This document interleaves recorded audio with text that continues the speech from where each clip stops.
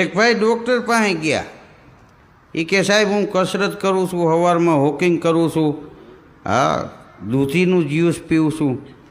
અટાણે જ્યુસ કેટલી પ્રકારના થાય, કારેલાના પીવો. હમણાં એક ભાઈ કહેતા હતા એ કે બિયાનું લાકડું આવે છે, એ ગ્લાસ પાણીનો કાચનો ભરીને એમાં ભોડું બોરી દેવું, સવારે પી જાવ. એ કે 15 દી પીધા રાખો.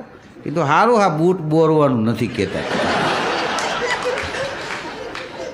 એટલા જીવવાનું છે એટલા જીવવાના છે. કીધું આ ઓહળિયામાં મારી નાખશો, હા રહેવા દે. હા ઊંધા માથે શીર્ષાસન કરાવે, બોલો. હા હા પાછા ચિતા થાય તો ખબર નથી રહેતી કે હજી એને એમ લાગે હજી એમને એમ જ છે.